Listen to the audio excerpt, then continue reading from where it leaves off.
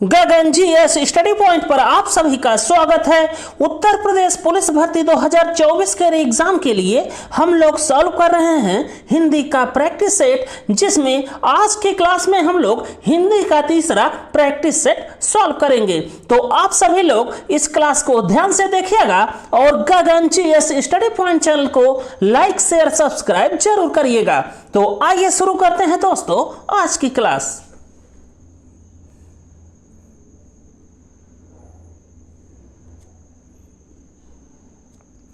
आज के क्लास का पहला क्वेश्चन है य र ल व किस प्रकार के व्यंजन हैं। तो य र ल और व ये है दोस्तों अंतःस्थ व्यंजन। तो इस क्वेश्चन के लिए राइट आंसर हो जाएगा ऑप्शन नंबर डी।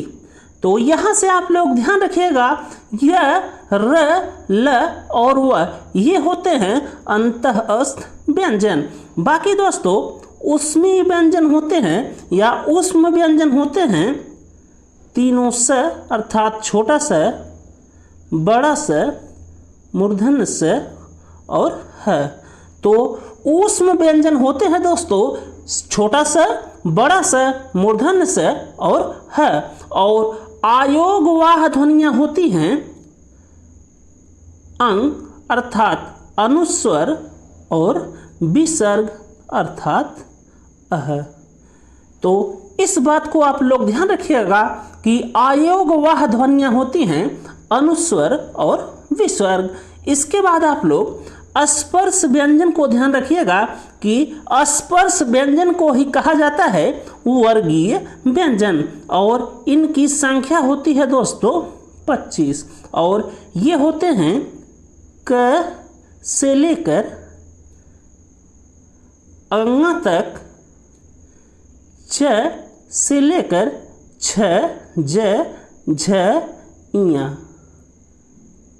और फिर इसके बाद ट से लेकर ठ, ड, ढ, अड़ा, फिर त, थ, द, ध, न और प, फ, ब, भ और म। तो इस प्रकार से दोस्तों स्पर्श व्यंजन या वर्गीय व्यंजन की संख्या होती है 25, जो कि हैं क, ख, ग, घ और अंगा, च, छ, ज, झ, इया, ट, ठ, ड, ढ, अड़ा, त, थ, द, ध, न, प, फ, ब, भ और म। इसके बाद अगला क्वेश्चन देखिए, क्वेश्चन नंबर 2 और इसमें है कालिंदी शब्द का पर्यायवाची क्या होगा। तो यहाँ पर आप लोग ध्यान रखिएगा कालिंदी, अर्कजा, कृष्णा, जमुना और सूर्यजा ये सभी पर्यायवाची होते हैं दोस्तों यमुना के। तो इस क्वेश्चन के लिए राइट आंसर हो जाएगा यमुना, जो कि है ऑप्शन नंबर ए। तो यहाँ पर आप लोग ध्यान रखिएगा कालिंदी, कृष्णा, अर्कजा, सूर्यजा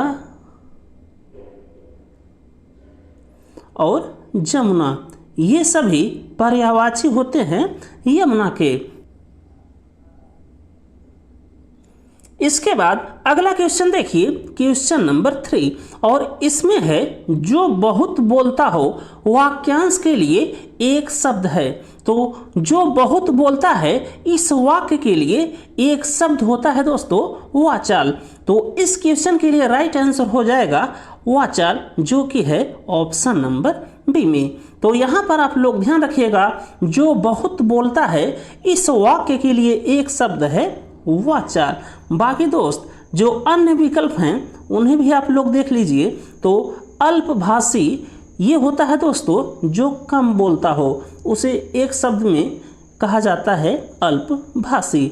और मंथर कहा जाता है जो बहुत धीरे कार्य करता हो, उसे एक शब्द में मंथर कहा जाता है। और भवितव्य ये कहा जाता है दोस्तों निश्चित रूप से घटित होने वाला अगर कुछ चीज़ हो तो उसे कहा जाता है भवितव्य।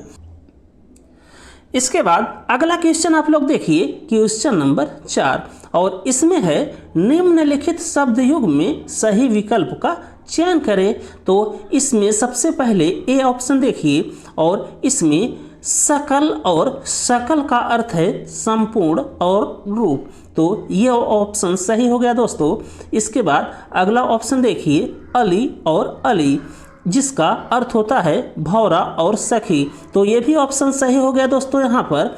फिर तीसरा ऑप्शन देखिए, पर्यंत और पर्यंक, तो इसका अर्थ भी होता है तक और पलंग, तो ये भी ऑप्शन सही हो गया। तो इस क्वेश्चन के लिए राइट ऑप्शन हो जाएगा ऑप्शन नंबर डी, जो कि है उपर्युक्त सभी।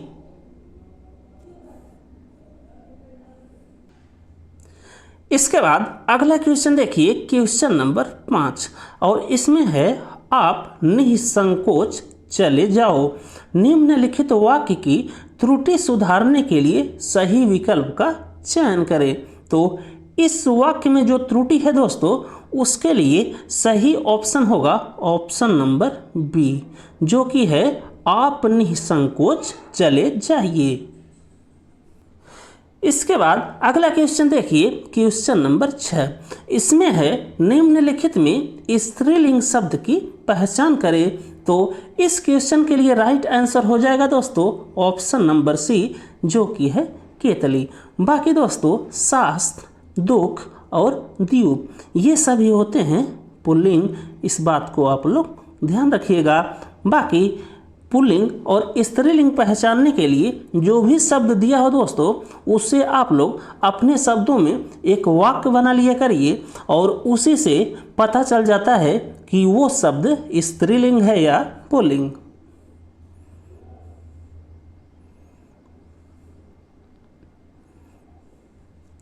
इसके बाद अगला क्वेश्चन देखिए, क्वेश्चन नंबर 7, और इसमें है कवि शब्द निम्नलिखित में किस शब्द का एक वचन है। तो कवि शब्द एक वचन है कवि वृंद का, इसलिए इस क्वेश्चन का राइट आंसर हो जाएगा दोस्तों ऑप्शन नंबर बी, जो कि है कवि वृंद। और इस क्वेश्चन से संबंधित एक जानकारी आप लोग ध्यान रखिएगा दोस्तों, कि कुछ शब्दों का बहुवचन बनाते समय उनमें गण, लोग, जन, वृंद, वर्ग जोड़ दिया जाता है, और वे शब्द बहुवचन हो जाते हैं। तो ऐसे शब्दों को आप लोग देख लीजिए और उनको आप लोग याद रखिएगा। तो सबसे पहले देखिए गुरु, और गुरु का बहुवचन होता है गुरुजन। फिर अगला शब्द है अध्यापक, और अध्यापक का बहुवचन होता है अध्यापक गण। फिर बालक, और बालक का बहुवचन होता है दोस्तों बालक वृंद। फिर अगला शब्द है दलित, और दलित का बहुवचन होता है दलित वर्ग। फिर स्रोत, और स्रोत का बहुवचन होता है स्रोत गण। फिर अगला शब्द है पाठक, और पाठक का बहुवचन होता है दोस्तों पाठक गण। फिर भक्त, और भक्त का बहुवचन होता है भक्त जन। और नारी, नारी का बहुवचन होता है नारी वृंद। तो ये कुछ महत्वपूर्ण शब्द हैं दोस्तों, जिन्हें आप लोग ध्यान रखिएगा। इसके बाद अगला क्वेश्चन देखिए, क्वेश्चन नंबर 8, और इसमें है कानों सुनी बात पर यकीन मत करो। रेखांकित शब्द में कौन सा कारक है। तो इसमें जो रेखांकित शब्द है दोस्तों, वो है कानों सुनी बात। और ऐसे क्वेश्चनों में दोस्तों आप लोग ध्यान दिया करिए कि इसमें विभक्ति छुपी हुई रहती है। तो कानों सुनी बात, इसको आप लोग ऐसे लिख सकते हैं, कानों से सुनी बात। तो इसमें दोस्त विभक्ति छिपी हुई रहती है, तो इसे आप लोग सही कर लिया करिए या विग्रह कर लिया करिए, तो इसमें जो विभक्ति रहेगी वो आ जाती है, और फिर आपको पता तो चल जाएगा कि इसमें कौन सा कारक प्रयोग हुआ है। तो इसमें दोस्तों से कारक का प्रयोग हुआ है, जो कि होता है करण कारक। तो इस क्वेश्चन के लिए राइट आंसर हो जाएगा ऑप्शन नंबर बी, जो कि है करण कारक। इसके बाद अगला क्वेश्चन देखिए, क्वेश्चन नंबर 9, और इसमें है निम्नलिखित में तद्भव शब्द की पहचान करें तो तद्भव शब्द इसमें है दोस्तों भौरा, जो कि है ऑप्शन नंबर ए।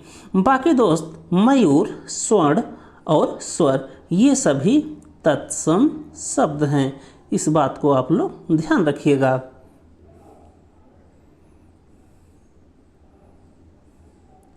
इसके बाद अगला क्वेश्चन देखिए, क्वेश्चन नंबर 10, और इसमें है उपसर्ग वह शब्द है जो किसी शब्द के आगे जुड़ता है।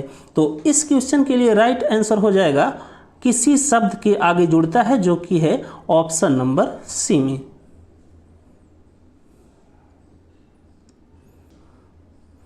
इसके बाद अगला क्वेश्चन आप लोग देखिए, क्वेश्चन नंबर 11, और इसमें है पंचामृत शब्द में कौन सा समास है। तो पंचामृत में है दोस्तों द्विगु समास, जो कि है ऑप्शन नंबर डी में। तो इस क्वेश्चन के लिए राइट आंसर हो जाएगा ऑप्शन नंबर डी, जो कि है द्विगु समास। और द्विगु समास में आप लोग ध्यान रखिएगा कि इसमें दो पद होते हैं, और जो पूर्व पद होता है वो होता है दोस्तों संख्यावाची, और जो उत्तर पद होता है वो होता है प्रधान पद। तो जैसे ये हो गया पंचामृत, तो इसमें जो पूर्व पद है दोस्तों वो है पंचा, तो इसमें जो पूर्व पद है वो हो गया संख्यावाची।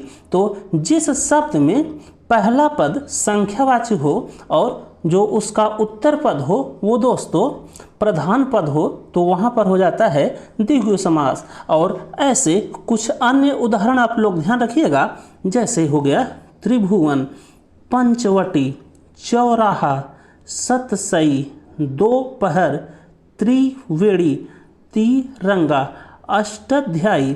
तो ये सब कुछ एग्जाम्पल है दोस्तों द्विगु समास के, जिसे आप लोग ध्यान रखिएगा। इसके बाद अगला क्वेश्चन देखिए, क्वेश्चन नंबर 12, और इसमें है जो से कौन से सर्वनाम के उदाहरण है। तो जो और से ये हैं दोस्तों संबंधवाचक सर्वनाम, जो कि है ऑप्शन नंबर डी में। तो इस क्वेश्चन के लिए राइट आंसर हो जाएगा ऑप्शन नंबर डी, जो कि है संबंधवाचक सर्वनाम। बाकी सर्वनाम से संबंधित आप लोग ध्यान रखिएगा कि हिंदी में कुल सर्वनाम है दोस्तों 11, और हिंदी में जो सर्वनाम के भेद हैं वो है दोस्तों 6, जिसमें पहला है निश्चयवाचक सर्वनाम, और निश्चयवाचक सर्वनाम होते हैं यह और वह। इसके बाद अगला है दोस्तों अनिश्चयवाचक सर्वनाम, और अनिश्चयवाचक सर्वनाम होते हैं कोई और कुछ। इसके बाद है प्रश्नवाचक सर्वनाम, और प्रश्नवाचक सर्वनाम होते हैं कौन और क्या। इसके बाद है संबंधवाचक सर्वनाम, जो कि होता है जो और सो। फिर इसके बाद है निजवाचक सर्वनाम, जो कि है दोस्तों आप। और फिर इसके बाद है पुरुषवाचक सर्वनाम, और पुरुषवाचक सर्वनाम के दोस्तों 3 भेद होते हैं, जिसमें पहला है उत्तम पुरुष, और उत्तम पुरुष में आते हैं मैं और हम। इसके बाद दूसरा भेद है पुरुषवाचक सर्वनाम का मध्य पुरुष, और इसमें आते हैं तू, तुम और आप। और तीसरा भेद है पुरुषवाचक सर्वनाम का अन्य पुरुष, और इसमें आते हैं वह, ये, यह और वे। तो ये सर्वनाम से कुछ महत्वपूर्ण बातें हैं दोस्तों, जिसे आप लोग ध्यान रखिएगा। इसके बाद अगला क्वेश्चन देखिए, क्वेश्चन नंबर 13, और इसमें है यथोचित शब्द के संधि विच्छेद का चयन कीजिए। तो इस क्वेश्चन के लिए राइट आंसर हो जाएगा ऑप्शन नंबर बी, जो कि है यथाधन उचित। और यथोचित संधि में आप लोग ध्यान रखिएगा कि यथोचित ये है दोस्तों गुण स्वर संधि, और गुण स्वर संधि की पहचान के लिए आप लोग ध्यान रखिएगा कि इसमें आता है ए की मात्रा, ओ की मात्रा और अर की मात्रा। इसके बाद आप लोग देखिए ए की मात्रा कब होगी, ओ की मात्रा कब होगी और अर की मात्रा कब होगी।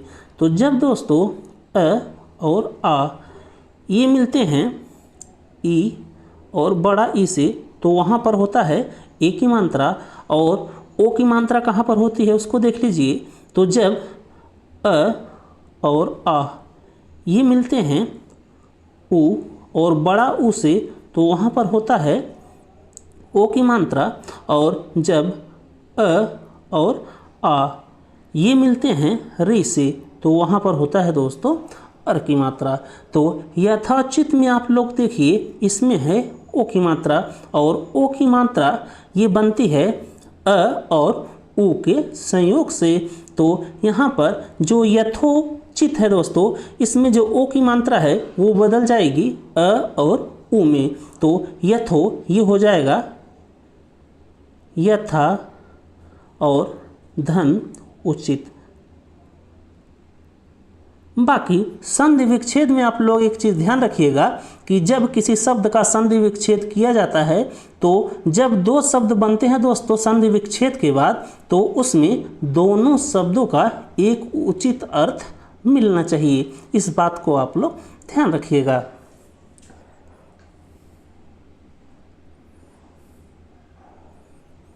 इसके बाद अगला क्वेश्चन देखिए, क्वेश्चन नंबर 14, और इसमें है निम्नलिखित शब्दों में कौन सा शुद्ध है। तो इस क्वेश्चन के लिए राइट आंसर हो जाएगा दोस्तों ऑप्शन नंबर बी, जो कि है कवयित्री। इसके बाद अगला क्वेश्चन देखिए, क्वेश्चन नंबर 15, और इसमें है निम्नलिखित में प्रेरणार्थक क्रिया कौन सी है। तो प्रेरणार्थक क्रिया वो होती है दोस्तों जो खुद न की जा रही हो, दूसरे से करवाई जा रही हो। तो इस क्वेश्चन में जो प्रेरणार्थक क्रिया है वो है जगाना, अर्थात इसमें जो जगाने की क्रिया है वो कोई और कर रहा है। तो इस क्वेश्चन के लिए राइट आंसर हो जाएगा ऑप्शन नंबर सी, जो कि है जगाना। बाकी जो अन्य विकल्प हैं दोस्तों, उसमें कर्ता क्रिया को खुद कर रहा है, जैसे हो गया रोना तो खुद ही रो रहा है, पढ़ना खुद पढ़ाई कर रहा है, गिरना वो खुद ही गिरा है। इसके बाद अगला क्वेश्चन देखिए, क्वेश्चन नंबर 16, और इसमें है घबराहट शब्द में कौन सा प्रत्यय है। तो घबराहट शब्द में प्रत्यय है आहट, जो कि है ऑप्शन नंबर बी। इसके बाद अगला क्वेश्चन देखिए, क्वेश्चन नंबर 17, और इसमें है विशेषण के मुख्य रूप से कितने भेद होते हैं। तो विशेषण के मुख्य रूप से 4 भेद होते हैं। तो इस क्वेश्चन के लिए राइट आंसर हो जाएगा दोस्तों ऑप्शन नंबर डी, जो कि है 4। तो आप लोग ध्यान रखिएगा कि विशेषण के 4 भेद होते हैं, जिसमें पहला हो गया दोस्तों सार्वनामिक विशेषण, और इसी को कहा जाता है संकेतवाचक विशेषण। जैसे एग्जाम्पल के लिए आप लोग ध्यान रखिएगा, यह मेरी पुस्तक है। तो यह मेरी पुस्तक में जो यह है दोस्तों, ये है सार्वनामिक या संकेतवाचक विशेषण। और दूसरा प्रकार है दोस्तों विशेषण का, वो है गुणवाचक विशेषण, और तीसरा है संख्यावाचक विशेषण, और चौथा है परिमाणवाचक विशेषण।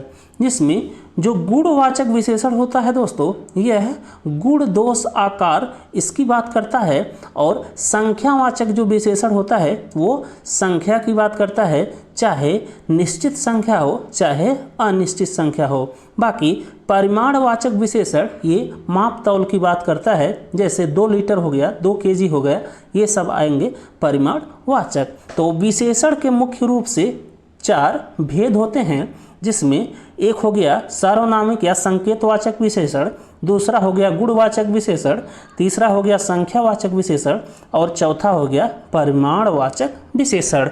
बाकी दोस्तों आप लोग यहीं पर ध्यान रखिएगा कि जो विशेषण होता है इसके तो 4 मुख्य रूप से भेद होते हैं। बाकी विशेषण की 3 अवस्थाएं होती हैं, जिसमें एक हो गया दोस्तों मूल अवस्था, दूसरा हो गया उत्तर अवस्था और तीसरी हो गई उत्तम अवस्था। तो ये हो गए दोस्तों विशेषण के 3 अवस्थाएं। तो यहाँ पर आप लोग ध्यान रखिएगा कि विशेषण की 3 अवस्थाएं होती हैं और 4 मुख्य रूप से भेद होते हैं।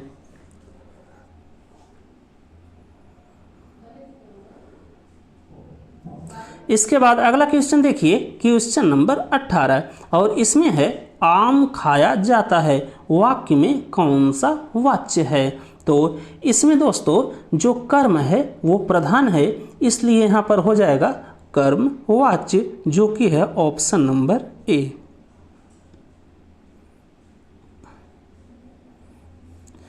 इसके बाद अगला क्वेश्चन देखिए, क्वेश्चन नंबर 19 और इसमें है उन्मूलन शब्द का विलोम क्या होगा।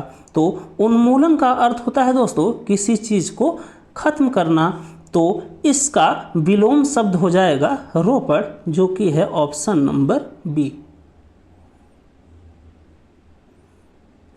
इसके बाद अगला क्वेश्चन देखिए, क्वेश्चन नंबर 20 और इसमें है जमीन आसमान एक करना, मुहावरे का क्या अर्थ है। तो जमीन आसमान एक करना, इस मुहावरे का अर्थ है घोर प्रयत्न करना, जो कि है ऑप्शन नंबर बी।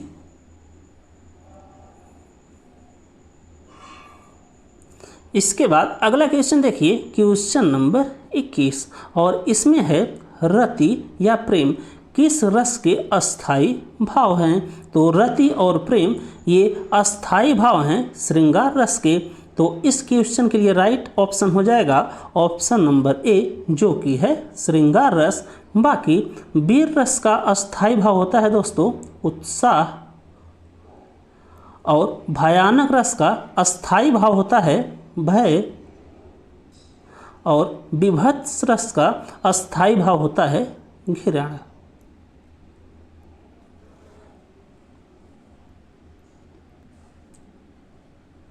इसके बाद अगला क्वेश्चन देखिए, क्वेश्चन नंबर 22 और इसमें है बार बार नाक रगड़ने पर भी पुलिस ने रमेश को नहीं छोड़ा।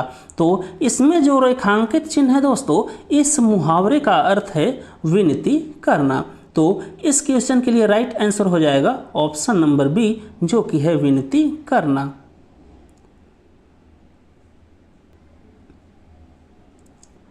इसके बाद अगला क्वेश्चन देखिए, क्वेश्चन नंबर 23 और इसमें है दोहा में कितनी मात्राएं होती हैं। तो दोहा में कुल मात्राएं होती हैं दोस्तों 24।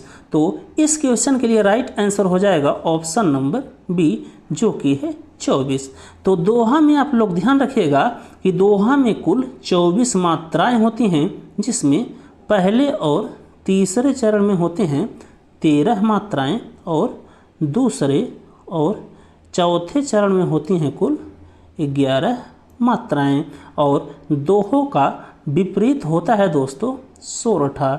इस बात को आप लोग ध्यान रखिएगा।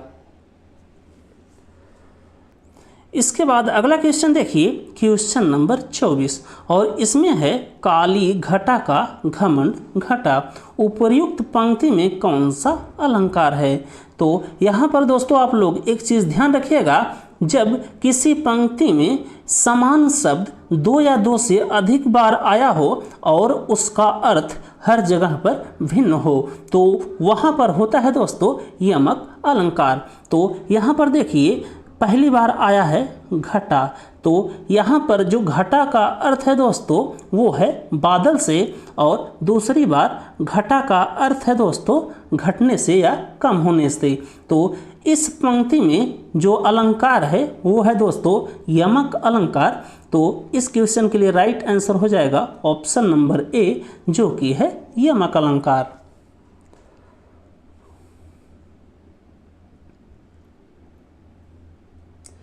इसके बाद अगला क्वेश्चन देखिए, क्वेश्चन नंबर 25 और इसमें है निम्नलिखित में कौन सा शब्द जीवन का अनेक अर्थी शब्द नहीं है। तो जीवन का अनेक अर्थी शब्द है जल, प्राण, पुत्र, लेकिन धन ये जीवन का अनेकार्थी शब्द नहीं है।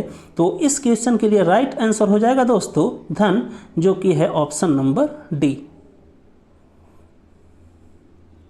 इसके बाद अगला क्वेश्चन देखिए, क्वेश्चन नंबर 26, और इसमें है मैं खाना खा चुका था। इस वाक्य में काल कौन सा होगा?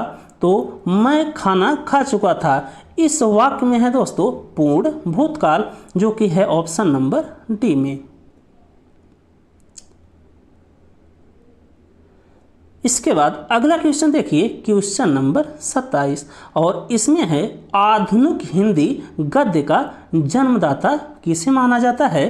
तो आधुनिक हिंदी गद्य का जन्मदाता माना जाता है दोस्तों भारतेंदु हरिश्चंद्र जी को, जो कि है ऑप्शन नंबर बी में।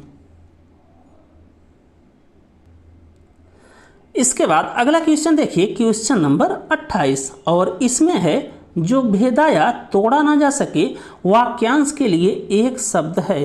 तो जो भेदा या तोड़ा ना जा सके इस वाक्य के लिए एक शब्द होता है दोस्तों अभेद, जो कि है ऑप्शन नंबर ए।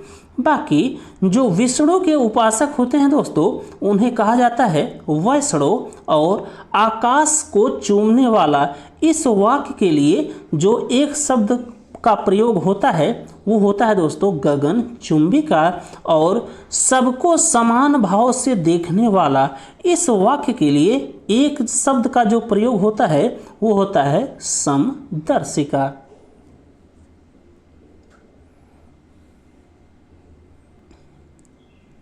इसके बाद अगला क्वेश्चन देखिए, क्वेश्चन नंबर 29, और इसमें है निम्नलिखित में गंगा शब्द का पर्यायवाची है। तो इस क्वेश्चन के लिए राइट आंसर हो जाएगा दोस्तों ऑप्शन नंबर डी, जो कि है सुरसरी। बाकी आप लोग यहाँ पर ध्यान रखिएगा कि गंगा शब्द का पर्यायवाची होता है दोस्तों, एक तो हो गया सुरसरी, फिर इसके बाद आप लोग ध्यान रखिएगा भागी रथी, देव नदी, देव पगा, और एक हो गया दोस्तों सुरसरी, जो कि इस क्वेश्चन में दिया गया है। तो यहाँ पर आप लोग ध्यान रखिएगा कि गंगा शब्द का पर्यायवाची होता है भागीरथी, देव नदी, देवपगा और सुरसरी। इसके बाद अगला क्वेश्चन देखिए, क्वेश्चन नंबर 30, और इसमें है निम्नलिखित में कौन सा समुच्चय अव्यय नहीं है? तो इस क्वेश्चन के लिए राइट आंसर हो जाएगा दोस्तों ऑप्शन नंबर सी, जो कि है जन्म। तो यहाँ पर आप लोग ध्यान रखिएगा जो अव्यय शब्द होते हैं वो वे शब्द होते हैं जिनका व्यय या विग्रह नहीं किया जा सकता हो, उन्हीं को कहा जाता है दोस्तों अव्यय। तो यहाँ पर जो अर्थात है दोस्तों इसका विग्रह नहीं किया जा सकता, इसलिए ये है अव्यय। और अथवा ये भी अव्यय है क्योंकि इसका भी विग्रह नहीं किया जा सकता। बाकी ये है दोस्तों कुछ, इसका भी विग्रह नहीं किया जा सकता, ये भी इसलिए अव्यय है। और ये जो आजन्म है दोस्तों इसका विग्रह किया जा सकता है, इसलिए ये अव्यय नहीं है।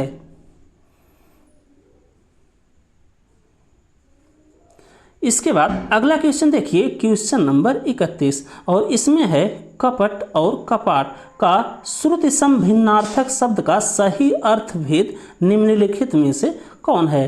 तो इस क्वेश्चन के लिए जो राइट आंसर हो जाएगा दोस्तों वो है ऑप्शन नंबर ए, धोखा और दरवाजा। इसके बाद अगला क्वेश्चन देखिए, क्वेश्चन नंबर 32, और इसमें है निम्नलिखित में कौन मीराबाई की रचना नहीं है? तो इस क्वेश्चन के लिए राइट आंसर हो जाएगा दोस्तों ऑप्शन नंबर डी, जो कि है श्रृंगार सोरठा। तो यहाँ पर आप लोग ध्यान रखिएगा राग गोविंद, राग सोरठा, गोविंद का टीका, ये तीनों रचनाएं हैं दोस्तों मीराबाई जी की। बाकी ये जो श्रृंगार सोरठा है ये रचना है दोस्तों अब्दुल रहीम खान खाना की। तो इस बात को आप लोग ध्यान रखिएगा कि श्रृंगार सोरठा की रचना की हैं अब्दुल रहीम खान खाना। बाकी राग गोविंद, राग सोरठा और गोविंद का टीका, इन तीनों की रचनाएं की गई हैं दोस्तों मीराबाई जी के द्वारा। इसके बाद अगला क्वेश्चन है क्वेश्चन नंबर 33 और इसमें है आगे जी को किस कृति के लिए ज्ञानपीठ पुरस्कार मिला है। तो आज्ञा जी को ज्ञानपीठ पुरस्कार दिया गया है कितनी नावों में कितनी बार कृति के लिए। तो इस क्वेश्चन के लिए राइट आंसर हो जाएगा ऑप्शन नंबर ए, जो कि है कितनी नावों में कितनी बार। तो बस दोस्तों इस क्लास में बस इतना ही। यदि आपको हमारी ये क्लास अच्छी लगी हो तो आप सभी लोग गगन जीएस स्टडी पॉइंट चैनल को लाइक कीजिए, शेयर कीजिए, सब्सक्राइब कीजिए। थैंक यू दोस्तों, जय हिंद।